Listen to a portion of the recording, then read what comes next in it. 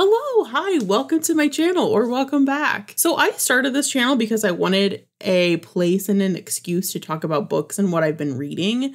And unfortunately, I just haven't had that much time this year to make dedicated videos like I wanted to as I originally planned when I started the channel. But I still want to talk about books and what I've read. So I'm just gonna do it all at once in one video. Here's everything that I read in the year 2024. I read 26 books this year, which is a moderate amount for me. I read 50 last year, so it's definitely lower than that, but it's probably a lot to some people. It's probably like nothing to some people, and it is what it is. I'm going to list them in order of which I like them. So we're going to start with the ones that I enjoyed the least and move into the ones that I enjoyed the most. I will have chapters on this video, so you can feel free to skip around if you want. You know, I'm sure this is going to be kind of a long one, so I'm going to opt for chapters. Okay, so first of all, let me just get out of the way the two rereads I did last year, that both books that I really love. The first is Howl's Moving Castle by Diana Wynne Jones. This is an amazing book. It's so magical. It's so lovely. There's really good characters, like way better characters than I ever would have thought would be written into a book like this. They're so fleshed out and real. They're amazing. I love the magic. I love Diana Wynne Jones's writing style. It's so warm and whimsical and just completely fairy tale-esque while being really easy to follow. The next book is Harry Potter and the Goblet of Fire. I am doing a really slow reread of the Harry Potter series because I loved it to death when I was younger, and I haven't read it since, so I wanted to reread it again. And I'm having a blast with the series. Even though I very much dislike the author nowadays, the series continues to hold a special place in my heart, so I love it. And this book was really good. It's the longest one so far, but I had a great time reading it. It was a blast. It got me in my heart a little bit. It's a really good book. Okay, now let's get into the proper list. So the last, technically, I guess, book on this list, the one that I enjoyed the least, is Winterwood by Shea Ernshaw. This is a YA sort of light fantasy, almost more magical realism, I guess I would say. Mystery, drama, suspense type of book. It's about a girl who finds a boy who turned up in this magical deadly forest, and she has to solve the mystery of why he's there and blah blah blah. Whatever. I didn't enjoy this book at all. I really didn't like the writing style. It was too flowery. Like, I feel like the author just couldn't get out of her own way to say what she wanted to say. She had to make everything so like lyrical, but not in a good way. I didn't like the romance between the two main characters. I didn't believe it at all. I didn't really love the dialogue in it. I don't think the mystery was built up that well. It wasn't very engaging. This just wasn't a great book. Now, the one thing that I think this had really going for it was the atmosphere. The author made a really cool wintry setting, and I wanted to read it during winter time when I thought it would be, you know, I would really get into the mood of it, but it just didn't work. Like, I did still like the world building of it, but I didn't love the rest of it. Not to mention it was pretty meandering and boring, so it just wasn't a good time. Okay, the next book on this list is the book version of Wicked, called Wicked, The Life and Times of the Wicked Witch of the West by Gregory Maguire. I absolutely love Wicked, the musical. I have loved it forever. I went through a phase when I was younger of being absolutely obsessed with the musical. Like, you could not talk to me about anything but Wicked for a period in my life. I love Wicked. I wanted to read the book because I was like, ooh, more of this thing that I like. Yes, please sign me up. I really did not like this book. I honestly, I know that there's fans of it out there. I mean, clearly Stephen Schwartz himself must have been a fan. Like, he must have been. I personally, I don't understand how anyone likes this book. I really don't. It was not a good reading experience at all. I was absolutely floored at how much changed for the musical, like that what they changed from the book for the musical. There are so many elements of the musical that I could say that I absolutely love and that I haven't really seen done in a lot of other properties. And what I've come to find out is that that's all just fabricated for the musical. It's not present in the book. Things like the wonderful friendship between Elphaba and Glinda, the two main characters, among many other things that I'm just not really going to get into all that much here because I don't want this video to be super long. To be honest with you, I kind of thought about making a standalone video just to talk about Wicked, the book, but I just never did because I didn't have the time nor energy to put into it, so I didn't. But there were a lot of things that just really disappointed me about this book. The biggest sin of all was just how dryly the book was written. Everything was so dry and boring and unemotional. Anything that could have been dramatic or cool or interesting in this book just had all the emotions sucked out of it. I don't like Maguire's writing style at all. The book was boring as hell. The characters were really bland and I didn't care about them. I didn't care about the world. I think the world building was really just odd and strange. It's just a boring, dry, unimaginative, honestly, book. Let's move on to the next on this list, which ironically are the two original Oz books that I read this year. And when I say original, I just mean part of the original series that L. Frank Baum wrote. So in the previous year, I had read the original Wizard of Oz book, which is called The Wonderful Wizard of Oz, I believe. And then the two I read just this last year are The Marvelous Land of Oz and Ozma of Oz, which are the second and third books, respectively. Yeah, I don't really have a lot of bad things to say about these. I think they're written like pretty competently. It's just that they are so clearly written for a younger audience, and they just don't have that sort of mass appeal that, you know, where it could appeal to kids and adults alike. It just is, it's very juvenile, which is not a bad thing. You know, I say this a lot on my channel, but when something is written for kids and I find that it would be better enjoyed by kids, like that's not a bad thing. Absolutely not. It's just that it's not the book for me. So again, while I don't find anything really wrong with these, I didn't really have a great time reading them. I just found them fine. They just weren't that enjoyable or exciting. So they're, you know, third to last on this list. The next two I'm going to go through kind of quickly. The next one is The Mystery of Black Hollow Lane by Julia Nobel. This is a sort of dark academia school mystery. It takes place at a boarding school where this girl has to kind of uncover secrets about a secret society at that school. It's fine. It's another one where, again, it's just like, it's a little too juvenile for me. I didn't find it that enjoyable as an adult reading it. So, you know, didn't have that great of a time, but kids would probably like it. I could see myself liking this when I was younger, just now I didn't. The next book is The Ogress and the Orphans by Kelly Barnhill. I read this because I read in the previous year, The Girl Who Drank the Moon, and I absolutely loved it. It was one of my favorite books of that year. I thought it was phenomenal. The thing I do like about Kelly Barnhill is she has a way of writing that I think she does have that factor to her writing that can appeal to both kids and adults. But I just didn't really like the subject matter of this one. I felt it was a little too preachy, and while I did like what she was preaching about, I just like I don't like it when it's that overt. So I didn't really enjoy this one because I just felt like I was being lectured at the whole time. On top of that, it was a little too long and it was a little too saccharine. So didn't have a great time with this one. Okay, the next one is The Dragon Republic by R.F. Kuang. This is the second book in the Poppy War trilogy. So I started the Poppy War this year. Spoiler alert, I didn't finish the trilogy. I actually started the third book and I DNF'd it because I just was not having a good time with it anymore. So you're not going to see it appear on this list. This is the second book and this is where I stopped. So The Dragon Republic. Yeah, this was a step down from the first book to me. You're going to see the first book higher up on the list. So I'll talk about that one later, obviously, but I didn't really enjoy this one. I didn't think it was bad per se. I didn't have a horrible time with it, but the thing is that this really showed me a lot of the cracks in the series that I kind of ignored or just went over my head in the first book. I found the characters starting to be a little grating. I hated the dialogue in this book. It felt like Kuang just never took a second pass at the dialogue, you know, because a lot of it was anachronistic and really super cringy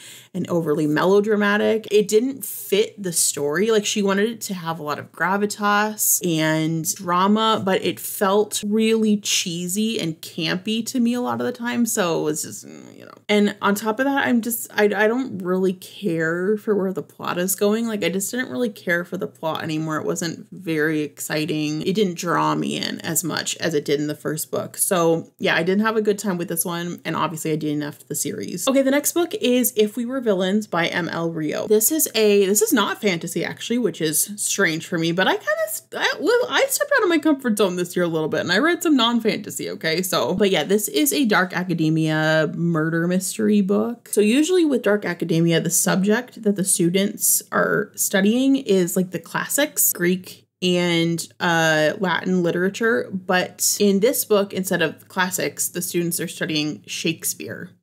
Only Shakespeare. I really do like Shakespeare. I really enjoy Shakespeare plays. And I went through a phase when I was younger of like totally just having a Shakespeare moment. So I was really interested in this book because I was like, ooh, I wonder like if I'm going to see myself in them just being a little too obsessed with this thing. I definitely did, but they were way more obsessed with Shakespeare than I ever was. It was kind of funny. Like it was kind of funny how over the top it was, but at the same time, it was a little too over the top to where I was like, I can't suspend my disbelief enough to believe what's happening in the story. The thing is about this book is that I actually had a pretty good time reading it. I thought it was pretty entertaining. I liked the drama of it and the tension that was ever present. This is the point on this list where I'm actually starting to enjoy a lot of the books I read, and we're not even halfway through the list. The thing is, I've gotten really good at DNFing books that I'm not really enjoying. I used to just push through and finish whatever, but now I will totally drop a book if I'm not enjoying it. So I read more good things than bad things now, which is great, honestly. I think I rated this book 3 stars out of 5 on Goodreads. Like I said, I think it was pretty enjoyable, but at the same time, like I never truly got that invested because I couldn't believe a lot of what was happening. If you read this book, just be prepared for really, really, really strong theater kid energy. It can be a little suffocating at times, but at the same time, it's kind of funny. Like it's kind of hilarious. So I don't know. Okay, the next book is Where the Crawdads Sing by Delia Owens. So this is about a girl who grows up in, oh no, what's the, South Carolina, I think? I forget the state, but she grows up like in the marshy, swampy mostly marsh part of the state. She has to survive a little bit and she kind of has to learn about life because she's kind of secluded from a lot of society because of where she lives in the marsh. You know, it's just kind of a coming of age and it's again a little bit of a murder mystery. It's got a lot of things going for it. It's a very interesting book. And this is again where I kind of have some negative things to say about it, but overall I had a pretty good time reading it. I really liked the examination of this girl growing up in a really unfamiliar setting to me, both like a physical setting, but also what was going on with her family life and how she felt in relation to society. It was just a really interesting lens with which to view the world that I got to read in this book. So I really liked that. I liked the plot. I thought it was pretty interesting. I had a good time. The next book is Nettle and Bone by T. Kingfisher. This is my first... Oh, wait, no, it's not. I was going to say this is my first T. Kingfisher book, but it actually is not technically. I read a middle grade book by her under her, well, this is her pen name. I read one under her actual name, Ursula Vernon. This is her pen name. So like it's technically my first T. Kingfisher book, but it's not my first book by this person. That was a long explanation. Anyways, it's technically my first adult book by this author. I really wanted to get into her work because I want to read more female fantasy authors. And I am glad to say I really liked this book. So Nettle and Bone is about a girl who is trying to save her sister from an abusive marriage. And to do that, she has to go through a series of magical tasks. I really enjoyed this book. I thought it was really magical. It was also a little bit horrifying. I mean, the villain was pretty horrifying, but also a lot of the tasks that she had to do were very horror coded. They weren't glamorous or pretty or fun. They were harrowing, especially for her, the character. I kind of liked that. I liked that darker edge to this. It was kind of a fairy tale-esque book, but again, with that darker edge. I loved the side characters in this book. There's these 2 older women that are kind of part of the protagonist's traveling party that I just loved. Like I want a book of just those two so badly because I love them both so much. They just made the whole book for me. I didn't really love the romance in this book. I thought it was kind of ham-fisted. It just didn't work really well. This was a really nice short book. I liked the plot of it. I liked the characters. I loved the world building. I thought the world building was really interesting. So this is a good book. Okay, the next book is The Poppy War by R.F. Kuang. Now, this is, of course, the first book in the Poppy War trilogy. So this story is about a girl who rises up from her poverty to join an elite military academy and discover her inherent powers. That's a really simplistic summary of the book, but like I just don't want to give too much away. It examines war quite a bit. It's a very brutal look at war and who it affects. And honestly, I liked it. I knew going into this book that it was pretty divisive. I knew some people liked it. I knew a lot of people didn't like it. Usually when I go into a book knowing that, it almost makes me like it more. I think just because I'm expecting it to be bad. So when it's not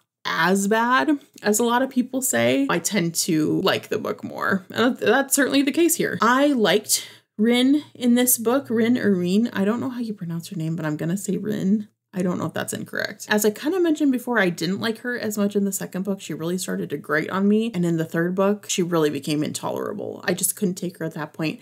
But like I said, I really liked her in this book. I really grabbed onto her journey. She's an angry woman and I like angry women characters. I liked how dramatic this book was. I liked how brutal it was. I liked the look at war that this explored. I liked this book. Generally, I liked it. I did have criticisms with it, but generally, like, I thought it was a pretty entertaining book. It is brutal. Like, I will say that. It can get brutal. But the thing is, it never made me emotional. Like, I don't think that R.F. Kuang has that good of writing to where she drew emotion out of me.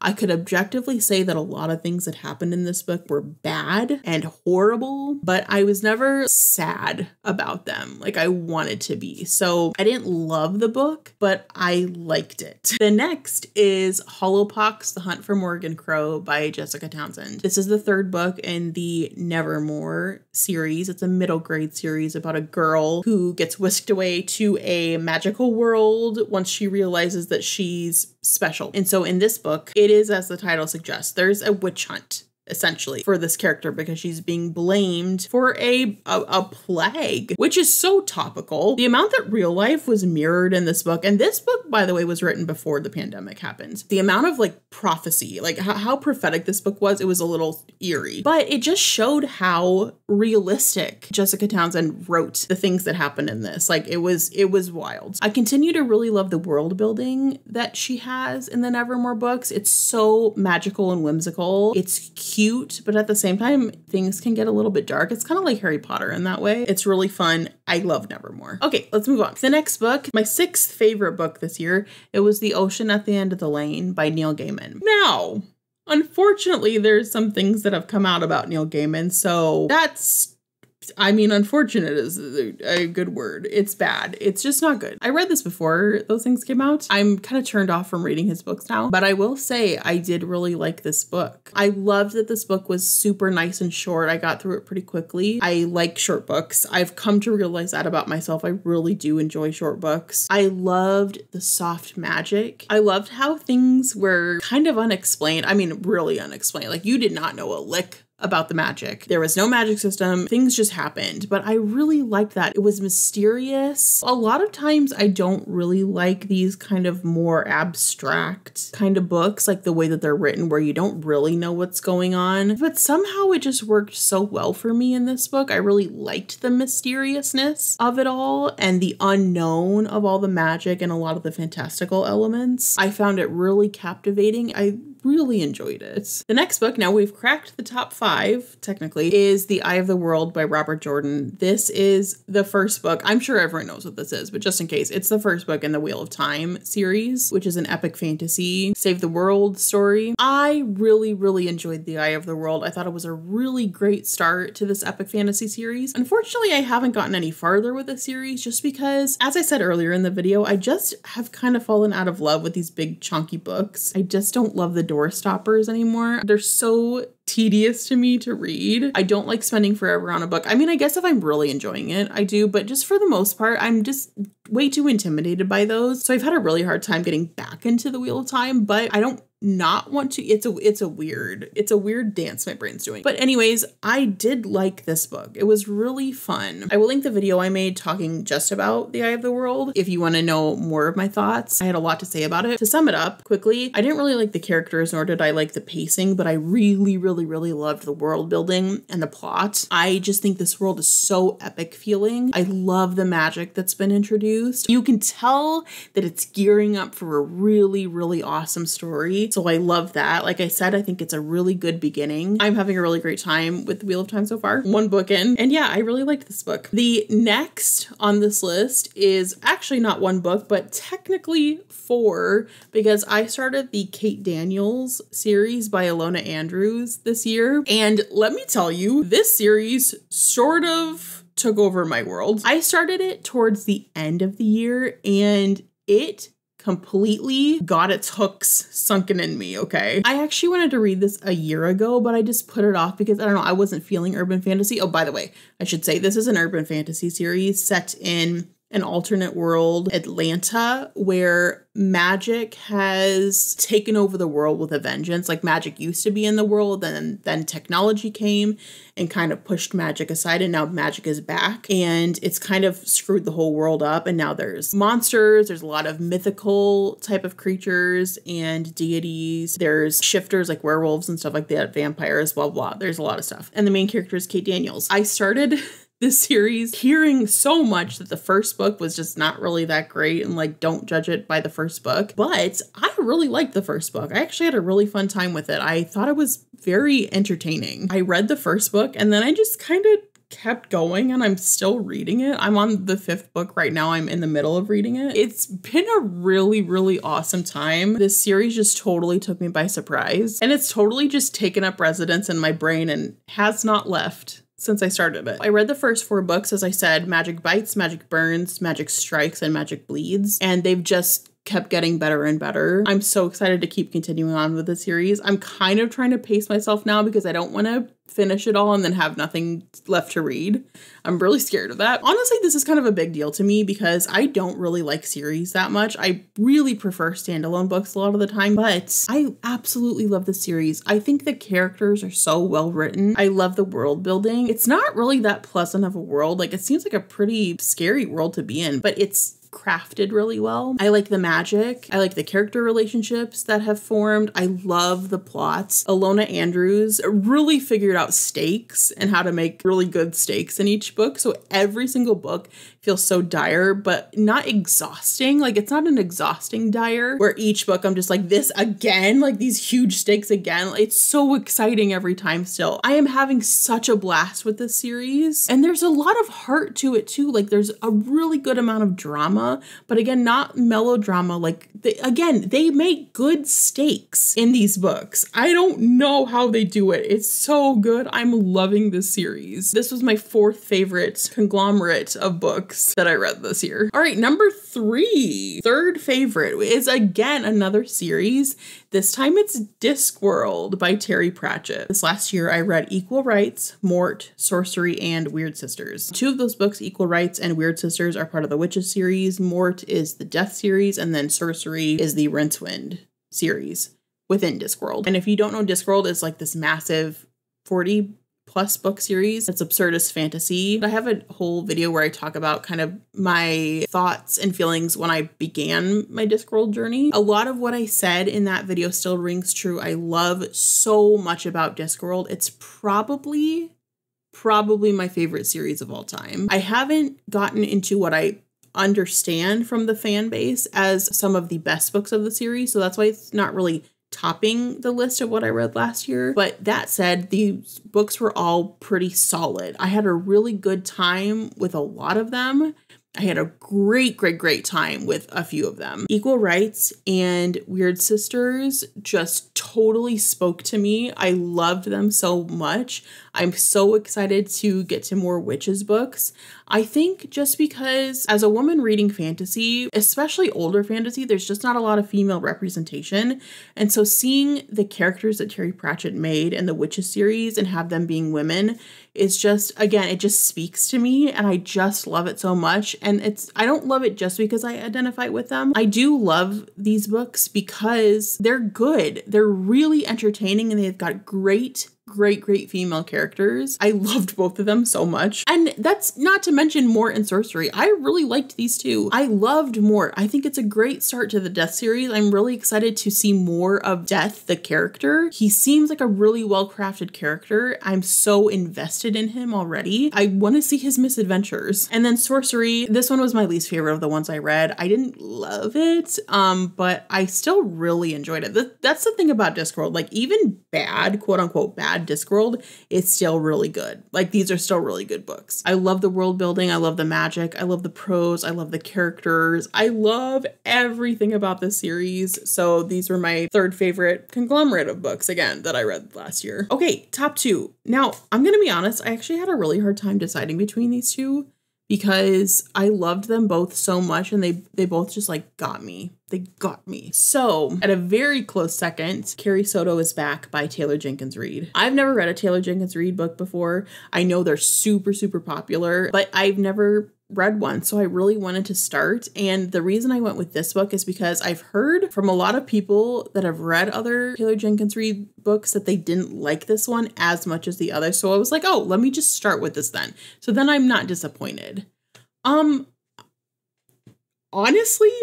I don't see how it can get better, okay? Because I freaking love this book. I thought it was so entertaining. I loved it to death. This is a story that chronicles the comeback, as the title suggests, of a fictional tennis player, Carrie Soto. She retired from tennis, and then another person broke her record, or tied her for her record, so she decided to come out of retirement and try to take her record back of the most, I don't remember what it is now, the most wins, the most slam titles. I don't remember what it is. But anyway, she wants to take her record back. I really don't know that much about tennis. I don't really care about it. I don't watch it. I don't follow any tennis players. But this book had me caring about the sport of tennis so freaking bad. It was so engrossing. Carrie Soto as a character was amazing. I loved her. I love angry women characters. I relate to them very hard. And so I loved that Carrie was pretty prickly and she just didn't take any crap from anyone. I loved her character arc through this. This book was so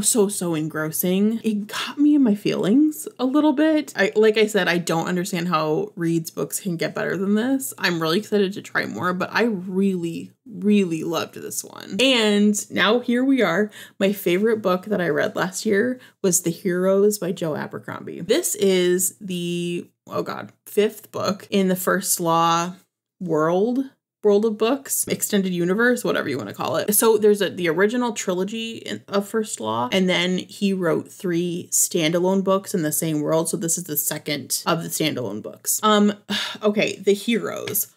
Holy cow, this book. I loved it. I loved it. I started this book and I was actually so depressed because I didn't really like the beginning. I thought it was kind of boring and meandering, and I didn't care about a lot of the characters. And then a third of the way or so into the book, things changed and it started picking up, and the character journeys and arcs really started to take off, and I just fell in love with it. Oh my gosh, like compare this book to how it looks at war, compare it to the Poppy War. Arguably you would say that the Poppy War was a more brutal look at war, but this gave me so many more emotions about the horrors of war. From the about third-ish, like I said before, of the way in the book through the end, I was absolutely captivated by this thing. There was a whole sequence that was so brilliantly written that I kind of knew about before the book because a lot of people talk about it, but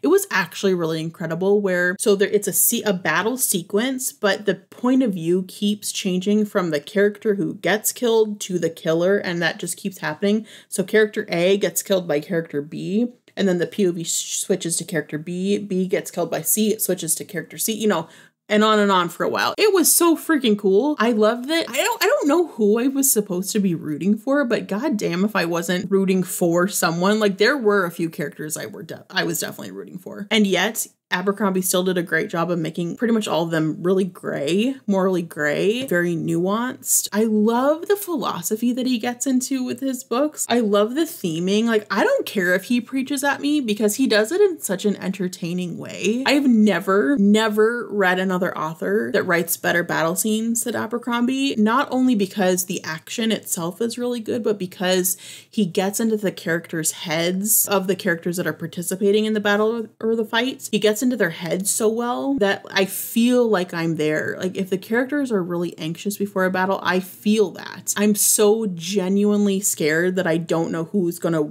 like come out alive of, even though he doesn't kill off characters that much, which is really funny. I'm still scared that people aren't going to come out alive of situations. A lot of times I don't even know who I want to win in a given situation because he writes his characters so well and so compellingly. Beyond that, there is this one character in the book, one of my favorite character arcs, like maybe, I don't know, that I've ever read, just because of the fact that it just totally hit me like a train and took me by surprise. There is one character in this book that I started off the book hating with a passion because I had seen him in previous First Law books and I freaking hated this character. I hated his guts and oh my god, I just wanted him to get beaten to a pulp. I hated him. Let me tell you, by the end of the story, he was my favorite character and I was like, I had this gut-wrenching feeling like he was gonna die and oh my god, like I loved him. And I don't want to say who it is because I don't want to spoil anything, but I just can't believe how much I fell in love with this character. And beyond this character, there were so many other characters that were awesome and amazing and so engaging. And there was even one character that should have been a hero, as the title states,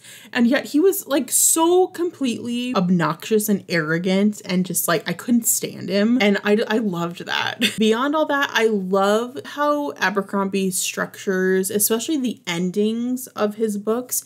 He gives a lot of time for the resolution. I love that because so many authors just kind of have the climax and then give a few pages to the resolution and then you're done. And I'm like, no, we can't be doing this, guys. I love that Abercrombie actually gives you time to breathe and settle and like let the character journeys and their arcs end and just have things lie. I absolutely loved the heroes. I freaking loved it. So that is the end of the list. I really had a good time talking about these books. Like I said earlier, I kind of miss talking about books. I just haven't had the time or energy to put into making standalone videos. Unfortunately, it really sucks, but such is life, you know, what can you do? If you stuck around this long, thank you so much for watching. I really appreciate you being here. Now, that's all for me. I hope you have a really, really, really great day or morning or night, wherever you are. Farewell.